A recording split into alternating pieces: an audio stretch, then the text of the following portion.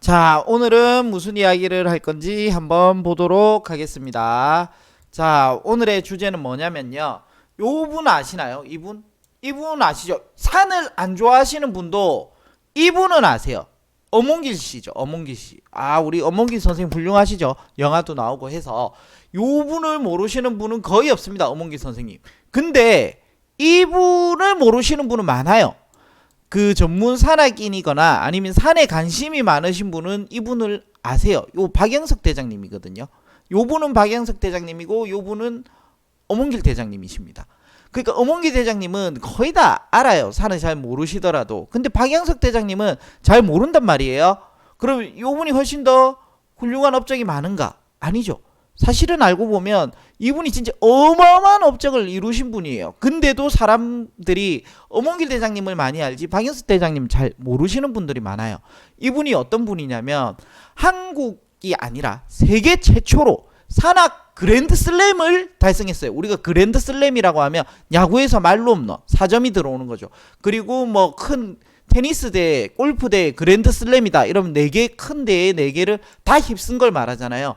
그리고 뭐 레슬링 그랜드슬램 이러면 뭐 세계 선수권 올림픽 뭐 이런 거 다 4개 대회를 휩쓴 걸 말한단 말이에요. 그랜드슬램은. 그럼 이 산도 그랜드슬램이 있단 말이에요. 산악 그랜드슬램이 세계에서 최초로 달성하시고 딱 한 명밖에 없는데 요 박영석 대장님이 계시는 겁니다. 그럼 이렇게 정말 엄홍기 대장님도 훌륭하지만 박영석 대장님이 어마어마한 업적을 이뤘는데 왜 잘 모를까?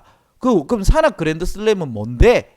이렇게 한번 보시길 바라겠습니다. 자, 산악 그랜드슬램이라는 거는 뭐냐면은 이 정말 말도 안 되는 거예요. 어떤 그랜드슬램보다 너무 어려워요. 그러니까 전 세계에서 최초로 저분밖에 없는 거예요.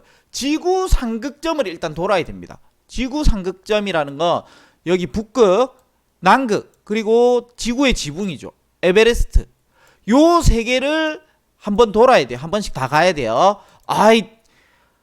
동네 앞산도 오르기 힘든데 정말 어마어마한 거죠. 북극, 남극, 에베레스트를 가고 그리고 히말라야 14자를 완등해야 돼요. 즉 무슨 말이냐면 히말라야 산맥이 이렇게 있잖아요. 이 히말라야 뜻이 근데 뭔지 아세요? 히말라야가 이게 신들이 사는 집이라는 그런 뜻이에요.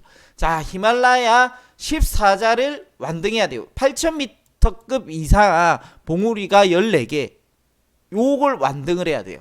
그럼 여기에 또 세계 7대륙 최고봉을 올라야 돼요. 우리가 세계 7대륙이라는 건 아시아, 오세아니아, 남극, 이제 북극, 북미, 아프리카, 유럽, 남미 여기를 말하는 거예요. 세계 7대륙 최고봉을 올라야 돼요. 아시아 에베레스트가 8,848m.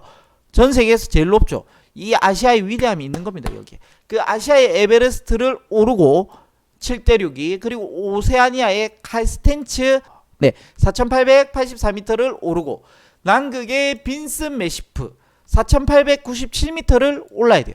근데 이게 지금 여기 8,848을 보니까 나머지 좀 우스워 보이잖아요. 14자 여기는 다 8,000m 이상이고 근데도 사실은 남극 빈슨 매시프 같은 경우는 쉽지 않아요. 왜냐면 기온이 워낙 낮고 접근성이 좋지 않기 때문에 이 정말 4,897m라도 우습게 볼 게 아니라고 항상 이야기를 하는 거죠. 그리고 북미의 맥킨리 요게 6,187m입니다. 요 산은 미국의 알래스카에 있습니다. 그리고 남미의 아콘카강 그리고 아프리카 우리 너무 잘 알죠. 이거는 킬리만자로 한 마리의 표범이 되고 싶다. 바람처럼 하는 그 노래도 있죠. 킬리만자로의 표범. 그리고 5,894m 있고 유럽의 엘브루즈가 5,633m에 있습니다. 얘는 코카서스 산맥에 있어요. 보통 우리가 많이 착각하시는 게 유럽의 제일 높은 산은 알프스 산맥의 그 몽블랑이 아닌가 그렇게 생각하는데 몽블랑이 아니라 이 코카서스의 엘브루즈가 유럽 최고 높은 산입니다. 그래서 요 7개 그리고 히말라야 14 그리고 지구의 상극점을 다 도는 게 산악 그랜드슬램입니다. 이 엄홍길 대장님은 이제 히말라야 16자를 완등하셨죠. 근데 요 박영석 대장님은 14자를 완등하고 지구의 상극점과 남극, 북극이 쉽지가 않습니다. 그 극점에 가는 게. 그래서 세계 7대륙 최고봉을 또 다 올랐어요. 산악 그랜드슬램을 완성을 하셨죠. 정말 어마어마하고 대단한 업적을 세웠지만 우리는 잘 모르고 있었다는 거. 그 점이 좀 아쉽고. 그러면은 여담으로 그거 아세요? 아시아 요 에베레스트 있잖아요. 8,848m. 여기를 그럼 한국인 중에서 누가 최초로 올랐느냐? 고상덕님이라고 1970 몇 년도에 77년도인가 75년도에 세계 최초로 우리나라 최초로 올랐어요. 그러고 이분이 여기에 북미 맥킨리에 가셔갖고 정상에 올랐다가 하산 도중에 사망하셨어요. 79년도에. 그래서 요 고상덕 도로가 한라산에 가면 있고요. 그리고 또 뭐 산악인 상도 있어요. 고상덕 상도 있고 그래요. 어쨌든 여담이었고요. 자, 제가 그래서 왜 그러면은 박영석 대장님은 잘 모르냐? 마케팅이죠, 마케팅. 마케팅이란 말은 무슨 말이냐면 요 엄원길 대장님은 이제 영화도 나오고 많은 강연도 다니시고 한데 이분은 이렇게 훌륭한 업적을 이뤘음에도 불구하고 대외 활동이 그렇게 크지가 않으셨어요. 그러니까 큰 업적은 이뤘지만 대외 활동이 없다 보니까 우리가 쉽게 알 수가 없었단 말이에요. 즉 제가 하고 싶은 말은 무슨 말이냐면은 저는 산에 관심이 있으니까 이제 좀 보게 되어서 알게 되는 건데 우리가 어떤 분야를 가든 요렇게 많은 분야가 있잖아요. 어떤 분야에 가든 내가 여기에 집중적으로 딱 뚫어져라 안 보이면 마케팅이 잘 된 사람만 보게 된단 말이에요. 내가 이 엄몽기 대장님을 깐다는 게 아니에요. 그 엄몽기 대장님도 훌륭하신 분이죠. 근데 박영석 대장님도 엄청나게 훌륭한 업적을 이뤘으나 잘 모르는 거예요. 왜? 마케팅이 안 돼 있거든요. 잘 마케팅이 잘 안 돼 있어서 오히려 국내보다 외국에서 더 유명하신 분이죠. 그러니까 우리가 무엇을 구입할 때, 차를 구입할 때 뭔가 누구 유튜브를 본다 이럴 때도 너무 유명하고 마케팅이 잘 돼 있는 걸 보는 게 아니라 내가 진짜 이 분야에 들어가서 제대로 공부해서 그렇게 좀 뭐라 그럴까요? 엄청 홍보가 잘 돼 있는 것보다 좀 더 내실 있게 뭔가 그런 저 사람의 말이나 지식이나 이런 걸 더 자세히 볼 수 있어야 된다는 거예요. 그거는 들어가지 않으면 안 보이는 게 많거든요. 내가 지금 이 분야의 겉으로 볼 때는 저 사람이 최고인 것 같은데 막상 이 분야에 들어가서 제대로 내가 돋보기를 쓰고 딱 요렇게 보면은 요 분보다 더 훌륭한 분이 있을 수도 있다는 거예요. 세상의 모든 분야에서 다 그렇다는 거예요. 근데 우리가 모든 분야에 다 들어갈 수 없잖아요. 그러니까 그렇게밖에 안 되는 거예요. 하지만 내가 뭔가 관심이 있고 하는 분야가 생기면은 자세히 들어가서 조금 더 이렇게 돋보기를 대고 현미경을 대고 더 자세히 볼 필요가 있다는 겁니다.